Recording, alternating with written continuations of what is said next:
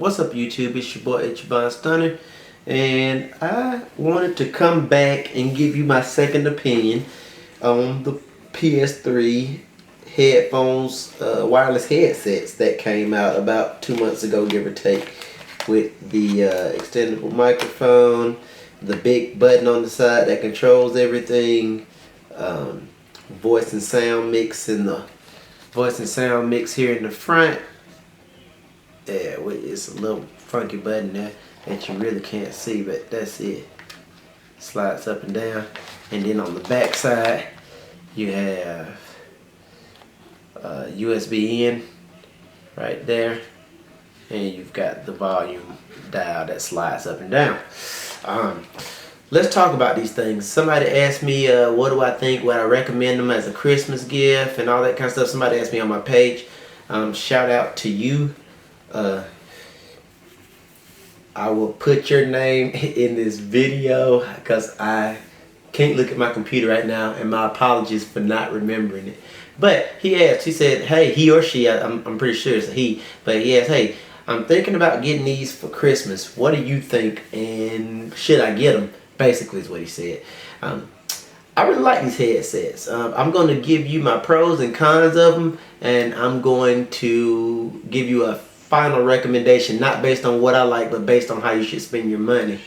Pro number one is that they are incredibly light and they feel really comfortable on the head. I enjoy wearing these, and while they're not completely noise canceling, they do a really good job of blocking out external noise, so I can really focus on the game. And I was one of the biggest naysayers of headsets back when I heard about them, because number one, they were wired, and I was like, I'm not wearing anything I don't have to wear that's plugged into something else. So I didn't like that.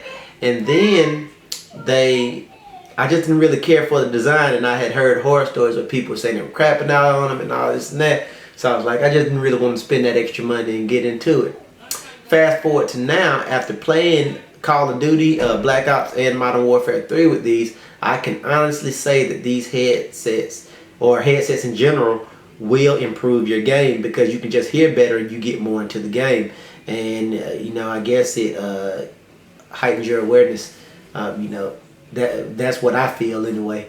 So the comfort level of these is a huge plus. I don't hardly feel like I have anything on my ears, which is beautiful. I really like that. I also like that there's one button, one side, my left side, that controls everything. Now I'm left-handed, so it goes together like peas and carrots for me, but I really like it. I like being able to hit the button, this big button, this whole side's a button. I like being able to hit it for mute. I like being able to control my mix. I just like everything about it. And finally, what I like is the price. You can't go wrong at $100, $99.99. And if you trade in an old game or something you're not playing anymore, a console, you can damn near get these headphones for free, which I think is even cooler. So that is a huge plus for me. Are there better headsets out there? Turtle Beach, some of these Call of Duty versions that didn't come out, I think so. But you're also going to pay their Delta or Beta or Theta or one of those. They're like $300. And there's some other ones that are out there that are wireless, the Tritons and stuff. Those things are super expensive, and I didn't want to pay, you know, $300 for some headphones. The hell, that's more than I pay for a damn PlayStation 3 anymore. Now you can use some of those other ones for other things, but for the price and what you get, and these have been fairly reliable and durable. Shit, you can't. I mean, you can't beat $100. So I say that is cool, and that's why I like them. What are my cons of these headphones? One of my cons is that the battery is very iffy. You have to use a dedicated source to charge them, and my PS3 controller charging dock will not charge these headphones for some reason. So I end up charging them on my Mac or charging them through my iPhone USB plug in the wall, and that seems to do the trick. But they stay a decent amount of time once you finally do get them to full charge. But you know, there's some things that I was just, you know, kind of stumped by, and they won't charge on anything. And then sometimes the mic can be a little flaky. I was talking to Rhino, who is my partner in crime, and we were on this mic, and I had it fully extended, and he said I was popping in and out like pop, pop, pop, pop, pop, pop. And I was like, what the hell? And we were in the room, and then when we got out of the room, it was still the case. But when I slid it back just a little bit, the mic was fine, and I hadn't had any more trouble out of it. I mean, it's okay, and it's fairly sturdy build. I don't use the mic that often, but I thought that was, you know, a little weird. The other con, and this is probably my last one, it's not really a big one, is that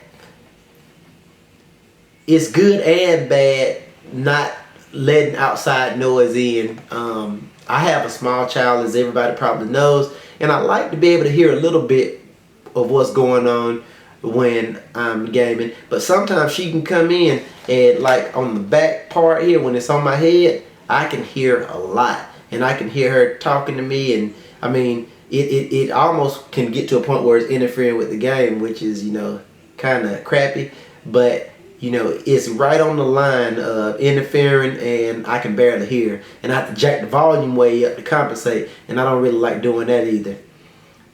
Because the volume controls on these things, if I had to give them a grade, they're probably a 7. They're not like, my friend has some of those Triton Pros, man, those things get really loud. I heard them on, and you can boost the volume. These have like some sort of like volume limiter on them, and you can only go so high. I mean, it's loud, but it's not to the point of deafening, which some people may need, or you may want to crank it up just a little bit more if you got people over for the holidays.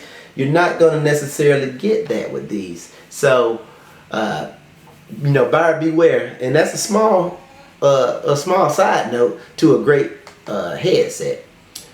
How would I rate these headsets? If I had $200 to spend, would I buy more expensive, better equipped headsets, or would I buy the PlayStation version? I would definitely buy the PlayStation version and take that other $100 and buy like Call of Duty, Drake's Fortune, or, you know, Gears 3 or something, or Skyrim, something else that I wanted. And here, take the other money and put it in the PlayStation or Xbox store. And I only say Xbox store because you may have both systems like me.